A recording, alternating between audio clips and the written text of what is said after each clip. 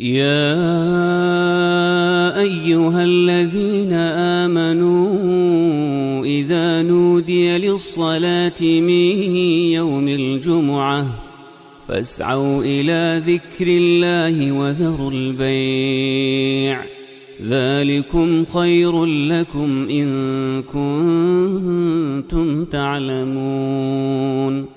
الحمد لله رب العالمين، والصلاة والسلام على سيدنا وحبيبنا محمد وعلى آله وأصحابه أجمعين. ئیمانداران و خواناسانی زۆر بەڕێز، ژیانی دنیا بە دڵنیاییەوە بێکێشە و گرفت نییە بۆ هیچ کەسێک.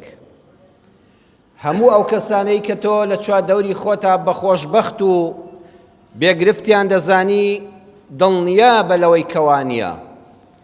لەوانەیە کێشە و موسیبەتی هەندێک کەس ناڕەحەتتر بێ لە کەسانێکی تر، بەڵام بە شێوە گشتیەکەی هیچ مرۆڤێکی موسڵمان و دیندار و عاقڵ و تێگەیشتوو لە کێشە و گرفتەکانی ئەم دنیایە بێبەری نییە.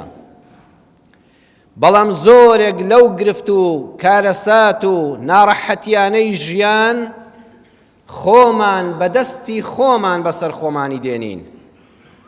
بۆ ڕوونکردنەوەی ئەم چەمکە دەچینە خزمەت قورئانی پڕ بەرەکەت و بەخشش لە سوورەتی ئەلبەقەرە ئاەتی 195 وەردەگرین کە دەفەرموێ وأنفقوا في سبيل الله ولا تلقوا بأيديكم إلى التهلكة إن الله وأحسنوا إن الله يحب المحسنين.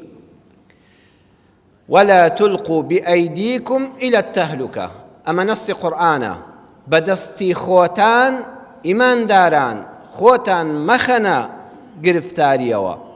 خۆت گرفتار مەکە بەدەستی خۆت، ئەی کۆمەڵی موسڵمانان بەدەستی خۆتان گرفتەکان بۆ خۆتان دروست مەکەن.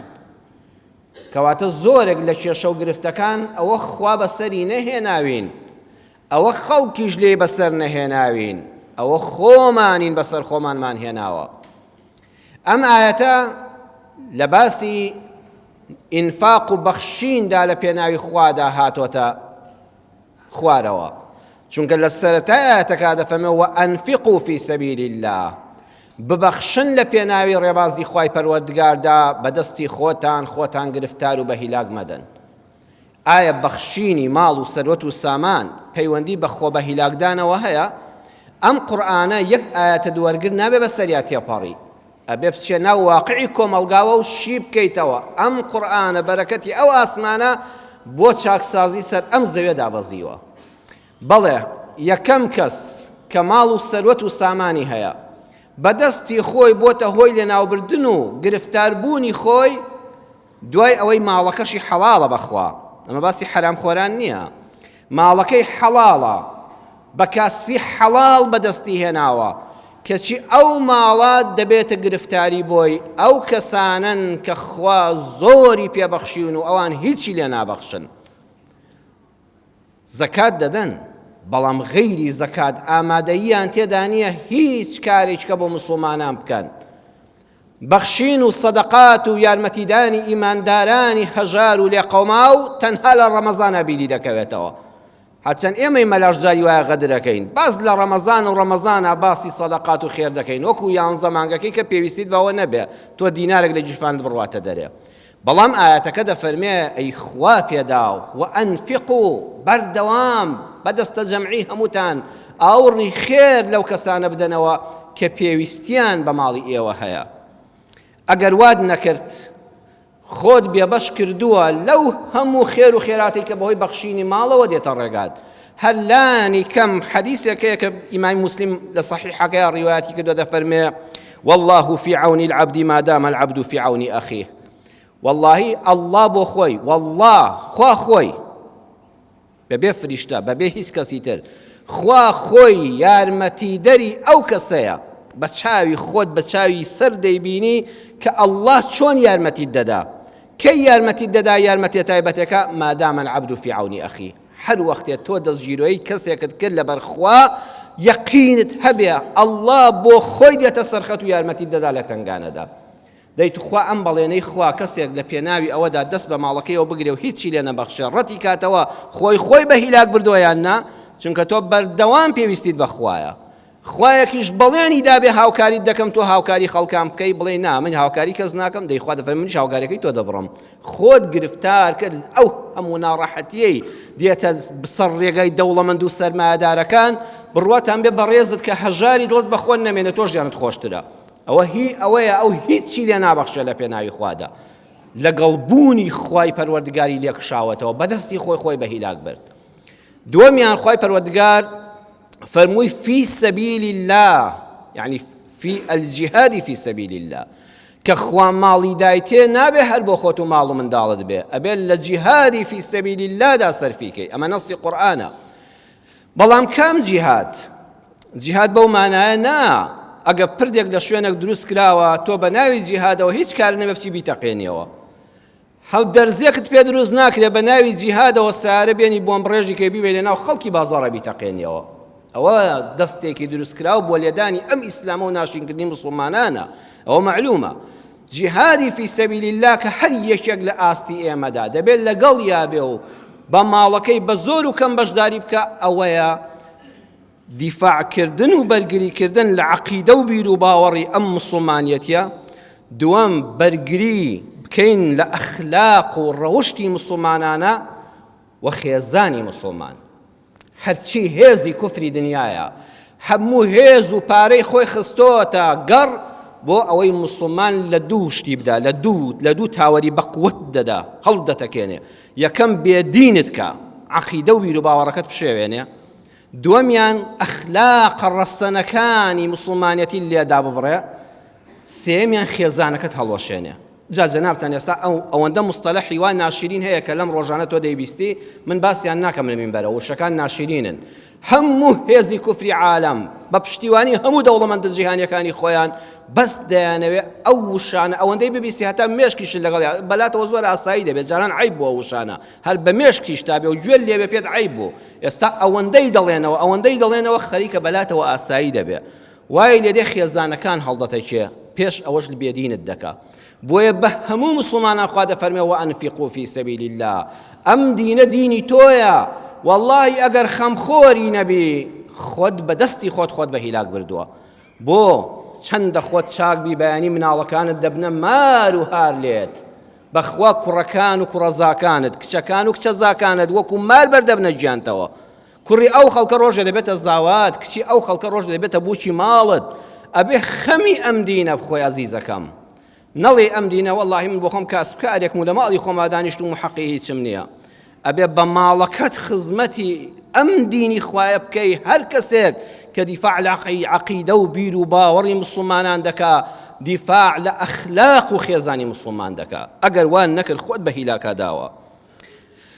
سێەم خوای گەورە فەرمووی فی سەبیل الله، واتە مەسلەحەتی مسلمانان. ئەم ماڵە ئەمانەتی خۆە لە دەستی تۆدا. کوێ بەرژەوەندی مسلمانان ویستی دەبێت تۆ دەستی خێرت تێیدا هەبێ بۆ مەسلەحەتی مسلمانان، بەڵام ئەولەویەت، بەڵام پێشترینەکە هەڵبژێرین.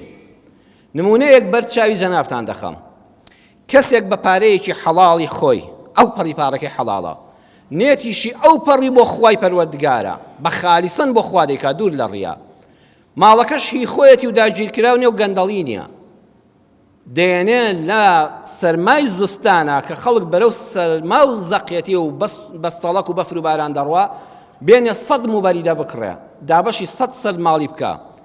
موبەریدە شتێکی چاکەیاننا، پارەکەش خێرەیاننا، هەمووی تەواوە، بەڵام وەرزی نییە. وەرز تۆ لە چلەی زستانە موبەریدەیەک بۆ ماڵک بەری چ سوودێکی لێ دەبینێ؟ ئەگە گەیشتەوە هاوین ئەوە کاتی خۆی هەیە. لەم وەختەدا خێری تۆ چییە؟ سۆبایەکی بۆ بەری، نەوتێکی بۆ دابینکەی، ماڵەکەی گەرم و گوڕکەی، ڕاخەری پێویستی نییە بۆی دابینکەی، چونکە وەختی ئەمەیانە. نەک لە چلەی زستانە بە پارەی حەڵاڵ و نێتی خاوێن و بەریدە بۆ ماڵان بەری. واللهی بەڕێزان زۆری خێری ئەم وڵاتە کە ئێمە تنگانە و ناڕەحەتیمان هەیە و گرفتارین ڕۆژانە، هی ئەوەیە خێرەکانمان بەپێی شەرعی خوانیە. فی سەبیل الله نییە لە ڕووی ئەولەویەتەوە. خێر دەکەین بەڵام نازانین چۆن خێر بکەین. بۆیە ئەم قورئانە وشە بە وشە لەسەری بوەستەوە بۆ ژیانی خۆت بەکاری بێنە بۆ ئەوەی گرفتار نەبی. نمونەیەکی بەرچاو لە جیهانی مسلمانان و لەم شاری خۆمان دەکە ئێستا و تاریکیا دەخوێنینەوە لەم هەرێمی کوردستاندا بیخە بەرچاوت. ئێستا وێنەکان بێنە بەرچاوت. مزگەوت هیچ شوێنێک لە مزگەوت کە ماڵی خوایە پیرۆستتر نییە، مقدەستر و پێویستتر نییە. مزگەوت یعنی ئیسلامەتی، مزگەوت یعنی ئاوەدانی، مزگەوت یعنی ڕەحمەتی خوا، مزگەوت یعنی خێر و بەرەکەتی ئەو ئاسمانە بەسەر ئەو منتیقەیە دەڕژێت کە مزگەوتێکی جوانی تێدایە. بۆیە پێغەمبەر صلی الله عليه وسلم کە دەچێتە شاری مەدینەی پڕبەرەکەت پێش دروستکردنی خانوو بۆ ژن و منداڵی چی دروست دەکا؟ یەکەم کار مزگەوتە. هەر گەڕەکێک دروست کرا پێش هەموو خزمەت گوزاریەک دەبێ مزگەوتی هەبێ. هەر گوندێک ئاوەدان کرایەوە پێش هەموو شتێک دەبێ ماڵی خوای تیا دروست بکرێ. ئەمە تا ئێرە هیچ کەس خلافی لەسەر نییە. کام مزگەوت ئەبێت جامع بێ، مزگەوتێکی گەورەی فراوانی پڕ لە باخچە و گوڵ و گوڵزار، چراخان و ڕازاوە بۆن خۆش کە تەواوی ئەهلی ئەو گوندە یان ئەو گەڕەکە کە ناوی لە سنووری شارەوانیدا هاتووە هەمووی کۆبکاتەوە. جامع واتە ڕۆژی جومعە هەموو ئەهلی ئەم گەڕەکی ڕۆشنبیری ئێمە لێرە دەبێت کۆببینەوە، هەمومان کۆبکاتەوە. ئەوەندە گەورە و فراوان و خۆش و پاک و پوخت و تەمیز بێ. ئەی خەڵک دەڵێ لەولاوە تەماشایەکیش دەکەی ئەو مزگەوتە لەو گەڕەکەدا لەو گوندەدا بوونی هەیە، بەڵام ئەی مەکتەب کە منداڵەکان لێ بخوێنن نەوەڵان نیمانە. ئەی خەستەخانەکە وەکو دکتۆر عوسمان دەفەرمێت بڵند چارەخانە شوێنی چارەسەرکردنی نەخۆشەکان، ناوەڵا حتا لەم سەر بۆ ئەو سەر بیر بکەوانە نەخۆشخانەیەکی تێدا نیە کە بە خۆڕایی بێواتە حکومی بێ، هەمووی ئەهلێ و بەپارەیە کە جیرفاند هەڵدەتەکێنێ بازرگانیت بەسەر تۆ دەکا. ئەی بەڕێزان پرۆژەی ئاوی چۆنە؟ وەڵا ئەویشمان نییە. ئەی پردێک کە بە جوانی بەسەریا پەڕیتەوە و ڕێگەی چەندین کیلۆمەترت بۆ ئاسانکە دوو گەڕک بەیەکەوە بەستێتەوە، ناوەڵا ئەویشمان نییە. ئەی ئاو ئاوەڕۆیە کە لە هاوینانە ئەو بۆ گەنی و ڤایرۆس و مێش و لەو شتانە نەکا بەلوتی خەڵکە، ناوەڵا ئەویشی نییە. هاوینان ئاوەڕۆ بەڕەڵایە زستانی ژەبێتە لافاو، ئەویشمان نییە. ئالەم کاتەدا کەسێک بە پارەی حەڵاڵی خۆی لە پێناوی ڕەزامەندی ئەڵڵادا بەنیەتێکی خاوێن بێ مزگەوت یشکەی ئاوا گەورە لەو گەڕەکە و لەو دێدا دروستکە، جامعێشکە دروستکە، ئەویش جێی 2000 کەسی تر بێتەوە. بەڵام ئەمانەی کە پێویستی مرۆڤن کە باسم کرد هیچی لەو گەڕەکە و شوێنەدا بوونی نییە. ئایا دروستە لە ڕووی شەرعیەوە؟ نەخێر، نەخێر، نابێ. ئەی کەسێک هەر حەزی لە مزگەوتە، ئەڵێ هەر حەز دەکەم ماڵێکی خوا بەقەدەر هێلانەی کۆترێکیش بێ دروستکەم، بەڵکو خوا قەسرێکی باشتم بۆ دروستکە. ئیسلامەکە ئەوەندە پڕخێر و بەرەکەتە ڕێگەی لە تۆ نەگرتووە. وەرە مەسجد دروستکە. ئەمە دەستوری پێغەمبەرە صلی الله عليه وسلم. پێغەمبەری خوا کە چوە شاری مەدینە یەکەم مزگەوتەکەی کە دروست کرد مەسجیدی نەبەوی کە جەنابتانەوەی چوونە حەج و عومرە بینیوتانە. ئەوە مزگەوتەکەی پێغەمبەر بوو صلی الله عليه وسلم. بەقەدەر پێویستی جومعەی هەموو شاری مەدینە خەڵک لەوێدا جێگەی دەبوو، ئەوەندە گەورە بوو. بەڵام لە هەموو کۆڵانەکانی شاری مەدینەدا مەسجیدێکی بچکۆلە هەبوو. وە لە حەدیث صحیحەکاندا بیخوێنەوە فڵان کەس ئیمامەتی کرد بۆ پێغەمبەریان جێڕایەوە لە نوێژ عیشەدا قورئانی زۆری خوێند و خەڵکەکە بێتاقەت بوو شکاتیان کرد لای پێغەمبەر صلی الله علیه وسلم. کەواتە هەر لە شاری مەدینەدا بوون ئەوانە، بەڵام ماڵیان دوور بۆ نەهاتوونە مزگەوتەکەی پێغەمبەر صلی الله علیه وسلم، لە مزگەوتی گەڕەکی خۆیان لە مزگەوتە بچکۆلەکە نوێژەکەیان کردووە. ئەمە ڕێگە پێدراوە، هەموو ئەو خەڵکە ناتوانێت بە زستان و بە هاوین خۆی بکتێ و بێتەوە مزگەوتە گەورەکە. ئەبێ مەسجیدێکی بچکۆلە دروست بکرێت. ئەمە جامیع نییە، ئەمە جومعەی تیا ناکرێ. ژوورێکی گەورەی پاک و پوختە بەقەدەر ئەندازەی پێداویستی ڕۆژانەی ئەو ئیماندارانی ئەهلی ئەو گەڕەکە کە نوێژی تێدا دەکەن، ئەو 4 ماڵان ئەو 5-6 ماڵی کە لە دەورێتی. ئەمە دروستە. جا ئەوە ئەو مزگەوتە پێویستی بەوە نییە ئەرزێکی 10,000 مەتری بۆ داگیر بکرێ، نانا، هەر 500 مەترت کافیە. پێویستی بەوە نییە منارەیەک بای 20 دەفتەر دۆلار بەس لە منارەکەی بچێ، ناوەڵڵە برا ئەوەشی ناوێ. ئەوە لە گەڕەکەکەدا مزگەوتێکی گەورە هەیە منارەکەی چوە بە ئاسمانەوە هەموو خەڵکی موسڵمان دەیبینێ. پێویستی بەوە نییە هۆڵی پرسەی هەبێ، یەک هۆڵی گەورە ئەمە بەس بۆ پرسە، ئەسڵەن نابێ ڕێگە بدرێ هۆڵی پرسەی مردووان لە ناو مزگەوتا بێ. ئەو مزگەوتە جوانە خەڵکی جگەرە کێش و نوێژنەکەر و خۆڕادەر لە کاتی تەعزیەدا بیان لە هیچ شوێنیان نەماوە لە ماڵی خوا دەما بۆ پیسکەن، نەبەخوا نابێ هۆڵی پرسە لە ماڵی خوادا بێ. جا ئەو مزگەوتە بچکۆلە نابێ هۆڵی پرسەیە بێ، نابێ خانووی مەلای هەبێ. بەقەدەر ئەندازەی مزگەوتەکە لە خانووی مامۆستاش پارە چووە، مامۆستا بێ وەکو خەڵک بۆ خۆی بژە بە کاسبی بکە و خزمەتی دینی خۆش بکە وەکو ئەو خەڵکە نابێ خانوێکی گەورەش بۆ مامۆستا لەسەر حیسابی قوتی ئەو خەڵکە دروست بکرێ. ئەم مزگەوتە بچکۆلە پێداویستی جەماعەتی هەموو ئەو گەڕەکە بەڕێزان کۆ دەکاتەوە. دواتر ڕۆژی جومعە هەر هەموو خەڵکەکەش لە مزگەوتی گەورەی گەڕەکە کۆ دەبنەوە، چاویان بە یەکتر دەکەوێ و برایەتی و مەحەبەت و خۆشەویستی دروست دەبێ و مزگەوتیش گەرم و گوڕێکی زۆری پێوە دیار دەبێ. ئەمجا سوودی ئەم مزگەوتە بچکۆلەکە ئاوا بچووک بێ و هەموو مزگەوتەکان وەکو یەک گەورە نەبن، سوودەکەی چەند خۆشە. مادام ئەمە پێنج فەرزە نوێژی تێدا دەکرێ، پاک و خاوێنی ڕاگرتنی ئاسانە. ئێستا ئێمە هەر مزگەوت دروست دەکەین، بەڵام وەڵڵاهی پەرژینوە لە ڕووی جەنابتان یەک بە یەکتان و بیسەران و بینەرانی ئەموتارە. مزگەوتی وهەیە دەچی حەوشەکەی لەبەر بۆنی تەوالیتەکانی خۆ ناوێت بچێژوورەوە. مزگەوتی وهەیە هەر ئەوەیە دروست کراوە کە دەچی لەبەر بۆن گۆرەوی و بۆنی ئەو فەرشانە. ئێستا برا دکتۆرەکانم زۆریان لە جومعەدان، وەڵڵاهی تۆ چەند ساڵە ئەو فەرشە بە قاچی تەڕەوە خەڵک دێتە سەری، هەموو شوێن پێی لەسەر و تۆش دەمی دەکەیتەوە سەر و نێوچوانی دەخەیتە سەر، تەندروستە نەبەخوا. ئەگە مزگەوتەکە بچووک بێ بەڕێزان دەتوانی بە ئیسراحەتی خۆت پاک و خاوێنی پارێزی خزمەت دەکرێت. ئەگەر بچووک بێ ساڵان نەواجبە فەرشی مزگەوت بگۆڕدرێ بەخوا، بۆی تەندروست باش بین، نەک بۆن قاچ و بۆن گۆرەوی لە مزگەوتە نەزانی چۆن سوز دەکە دەبێ خێرا لوتت بگری. ئەبێ ئەو فەرشانە دایمە معتەر بکرێ، پاک و خاوێن بکرێ، بەدی تۆڵ شوێنی دەستنوێژشتەکانی بشۆرێ. ئەمە ئەگە بچووک بێ دەکرێ پارەیەکی کەم سرف دەکرێ. شەر نییە هەمووی خشت و بەردی حەلان و گومەزی گەورە بێ. براکەم با لە بغێک بێ ساڵانە بۆ یاخێکی جوانی دەکەی و خەڵکی گەڕەکەش دڵیان پێخۆش دەبێت. بە ئاسانی بەچەند قوتۆ بۆ یاخێک مزگەوتەکە نوێ دەکەیتەوە. ئەمە مزگەوتێکی بچکۆلە پێی دەڵێن مەسجید کە پێغەمبەر صلی الله علیه وسلم ئاوای فەرمووە. والله قەسرەکەت لە بەهەشتا بۆ مسۆگەرە بە فەرمودەی پێغەمبەر صلی الله علیه وسلم مادام نێتت بۆ خوایە. نێتەکەت هاتە جێ و ئەو هەموو پارەش گەڕایەوە. ئەی چی پێ بکەین؟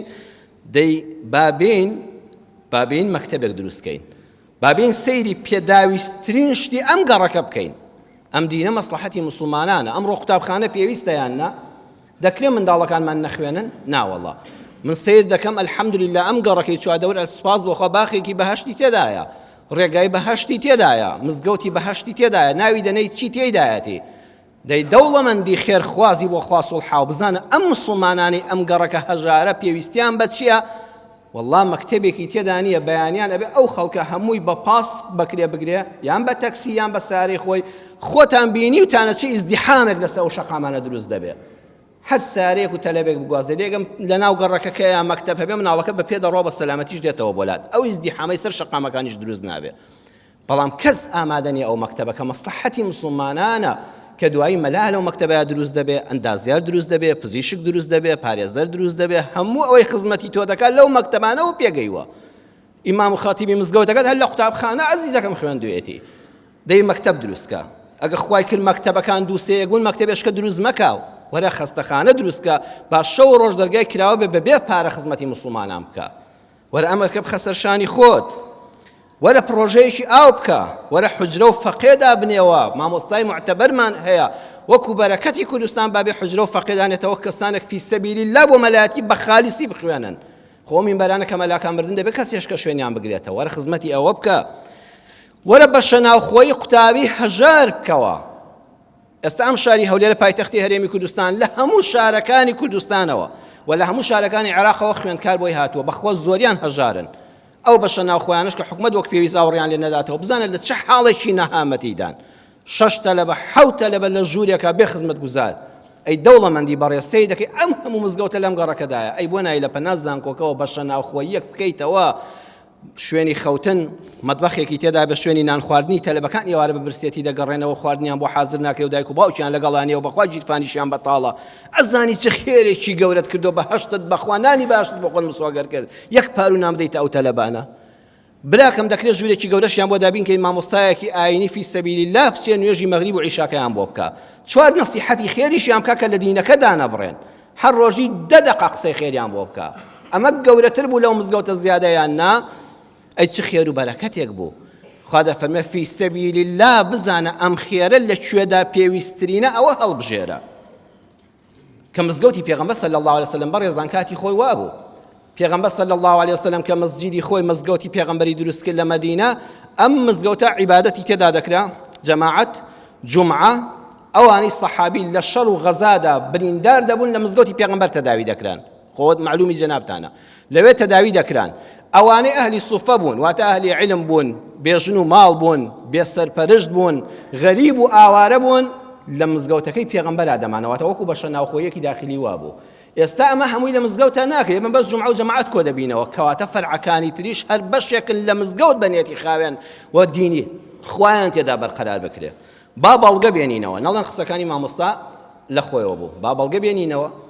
صحیحی بوخاری وەرگرن 2762 ژمارەی فەرموودەکەیە. صحابي بايبر سعدي كري عبادة يتخزمت بيغمر دفم يا رسول الله إن أمي توفيت وأنا غائب عنها دايكم وفاتي كردو مرت من أو رجل ما نبو مبصري رانا قيشتم أي ينفعها يا وكل الروايات في بخاري هاتوا هل ينفعها شيء إن تصدقت به عنها دتوانم يستا خيرك بوداكم بكم راست أو خوك وداكم خوي أو خيري لجاني خوي دا أنجام بدابه أو صد بدايكم بقيني لقبل قيامتها دەتوانم خێرێکی ئاوا بۆ دایکم کەم پێغەمبەر صلی الله علیه و سلم فەرمووی نعم بەڵێ ئەرە وەڵڵا دەتوانی خێرێکی نەبڕاوە بۆ دایکت بکەیت داکت ئاوا وەکو بەدەستی خۆی کردبێتی لە ژیانی دنیادا دەچێتە هەمیشە تەرازوی خێرەکەی پڕ دەکات ڕۆژانە. ئەم پیاوە وتی ئەی پێغەمبەری خوا سەحابە فەرمووی فإني أشهدك أن حائطي المخراف صدقة عليها دەتۆ بە شاهید بە أشهدك يعني چی؟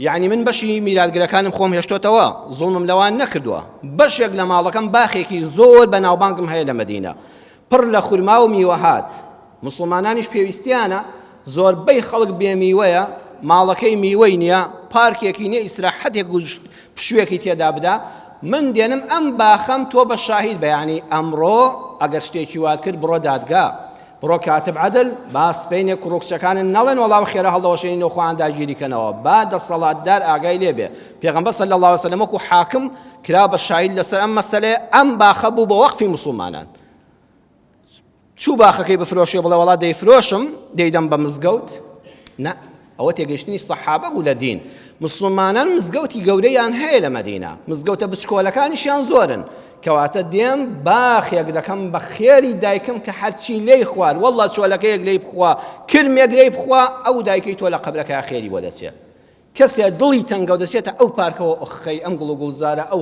سەوزەگیایە ئەو جوانیە ئەو سێبەرە یەکسەر ئیسراحەت دەکات بەخوا تۆ دایکت لە قەبرەکە خێری بۆ دەچێت خێرشەرنی هەر مزگەوت بێ ئەوە صحیحی بوخاریەک کە عەرزم کردن لە ڕیوایەتێکە کە ئیمامی ئەحمەد و ئەبوو داود و نەسائی ڕیوایەتیان کردووە دەفەرمێ صحابەکە سعدی کوڕی عوبادە فەرمووی وأي الصدقة أفضل أي پیغمبری خوا چه خێرێک چاکترینە بگەڕێ بۆ چاکترین خێر کامەیە ئەی پێغەمبەری خوا من دەمەوێت باشترین بکەم پێغەمبەر فەرمووی الماء ئاو لە هەموو شتێک باشترە ئەم گەڕەکەم مزگەوتی زۆرە بەڵام بێ ئاوی خەڵکەکەی ناڕەحەت کردووە پێغەمبەر صلی الله علیه و سلم نەیفەرموو کە بڕۆ مزگەوت لە هەموو شتێک خێرترە مەکتەب لە هەموو شتێک خێرترە نا فەرمووی ئاو بۆ دایکت بکە بە خێر چونکە مسڵمانان ئەمڕۆ محتاجی ئاون دەفەرمێ فحەفەڕە بیئرەن یەکسەر چوو بیرە ئاوێکی لێدا خەڵکەکە ئەو گەڕەکە حەسانەوە لە بێ ئاوی ناویان نا بیرەکەی دایکی سەعد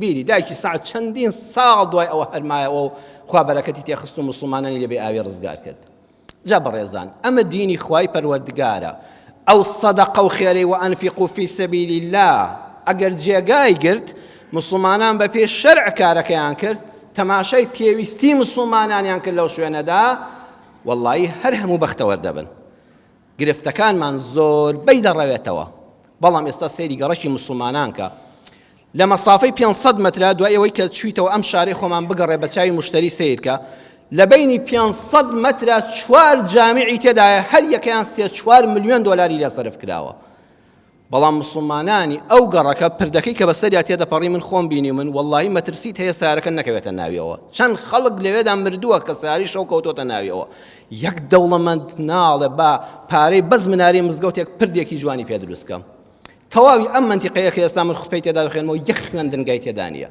بەیانیان ئەو خەڵکە فەقیرە هەر هەمووی بەرگیرفانی خاڵیش دەبێت قەرزیش کا مناڵەکەی بێنێتە گەڕێکێکی دوورتر کەچی ئەم هەموو مزگەوتە لەو 4 دەورە دروست دەکرێت هەمووشی ئینشاءڵڵا فی سەبیلیلایەتی خێریان هەیە بەڵام ناگەڕێنەوە بۆ شەرعەکە چاو لێ گرفتەکانمان هەر وە خۆیەتی کەس نایە خەستەخانەیەک دروست کە دەرزێکی بە بەلاش موظفێک دەوامی تێدا بکە حکومەت کارمەندەکەی بۆ تەعینکە بەڵام تۆ بیناکەی بۆ دروستکە بە چاوی خۆم بینیومە 10,000 متری شارەوانی بەواستە داگیر کراوە بۆ مزگەوت لە پەنا ئامادەیەکەوە دیوارەکانیان بە یەکەوەیە. ئەو ئامادەیە 3 دەوامی تێدا دەکرێت. 50 قوتابی لە یەک پۆلایە. نە مامۆستا دەزانێت چی دەڵێ، نە تەلەبە دەزانێت مامۆستا چی دەڵێ. ئەو مزگەوتە تا ئێستاش لەوانەیە 5-6 ملیۆن دلاری لێ سەرف کرابێ. باوەڕتان بێت ڕۆژی جەماعەت لە فەرزەکانە 5 کەس نوێژی لێ ناکە، ڕۆژی جومعە 50 کەسی لێ نییە. ئەوەندە شوێنەکەی چۆڵە نیان هێش بکرێ بە مەکتەب. دەی تو ئەمە مەکتەبێککە دروست کردایە ئەم تەلەبانە بە مێشکێکی مرتاحەوە دایان خوێن. 3 دەوام نەدەبوو، 2 دەوام دەبوو. خۆمان گرفتاری بۆ خۆمان دروست دەکەین، چونکە بۆ کاتێک خێریش دەکەین ناگەڕێنەوە خزمەت قورئانەکە. کاتێک جیهاد دەکەین بەس دوعای شەڕ دەکەین کە پێغەمبەر صلی الله علیه وسلم ئەوانەی بەربارانیشیان دەکرد دەیفەرمووی یا ڕەبی خوا هیدایەتیان بدەیت. ئەبێ بە حکمت، بە زمانی نەرم، بە وشەی خۆش، بە نەسیحەتی جوان، بە بەڵگەی قورئان و سوننەی پێغەمبەر صلی الله علیه وسلم، بە تێگەیشتنێکی واقعی لە مزگەوتا دینی خوا بانگەواز بکرێ. یا ڕەبی خوای پەروەردگار باشتر لە دینەکەی خۆت تێمان بگەێنی. یارمەتیمان بدەیت لە جومعەی داهاتوودا لە خزمەت ئایەتی وەلا تولقوا بئەیدیکم ئیلە التەهلوکە کە ئەوەندە بەڕێزە لە باشی بەخشیندا وریان نەبی بەدەستی خۆت گرفتاری بۆ خۆت دروست دەکەی. یارمەتیمان بدەیت بتوانین جوانتر لە خزمەت قورئانەکە تێبگەین و شی بکەینەوە. یا ڕەبی خوایە لەژێر سایە ئەم قورئانەدا بمان حەسێنیەوە. یا ئەڵڵا لەژێر سایە ئەم قورئانەدا بمان حەسێنیتەوە. یا ئەڵڵا ئەو خێرەومەندانەی کە بەپێی شەریعەتی خوابەنێتێکی خاوێن لە هەموو بوارەکانی ژیاندا خزمەتی ئەم موسڵمانانە دەکەن، یا ڕەبی خوایە لە بەڵاو موسیبەت بە دووریان کەی. خوای پەروەردگار بەرەکەت بخەیتە ماڵیانەوە. یا ڕەبی خوایە خۆت پشت و پەنایان بی، سەروەت و سامانی زیاتریان پێ ببەخشی. هەموو ئەو بەڕێزانەش کە نێتی ئەو هەموو خێرە لە دڵیانایە و دەستیان تەنگە، یا ڕەبی خوایە بەنێتی دڵی خۆیان خێریان بۆ بنووسی. یا ڕەبی خوا دەرگای ڕزق و ڕۆزی فراوان لە هەموو لایەکمان بکەیەوە. لەم ڕۆژی دوعا قبوڵ بوونەدا ئەم دەستە بە دۆست نوێژانە هەموو لێت دەپاڕێنەوە. یا ئەڵڵا ئەی ئەو کەسەی شیفاتەن ها بەدەستی تۆیە. یا ڕەبی خوا شیفا بۆ هەموو نەخۆشەکان بنێری. یا ڕەبی خوا شیفا بۆ هەموو لایەکمان بنێری. یا ڕەبی خوا هەر کەسێ داوای دوعای خێری دەستی بە نوێژی ئەم مزگەوت و مزگەوتەکان کردووە، خوا ناومێد نین لە قاپی ڕەحمەتی تۆ، خوا شیفا بۆ هەموو لایەکیان بنێری، عاقبەتی هەموو لایەکمان بەخێر بجێڕی. آمین آمین والحمد لله رب العالمين.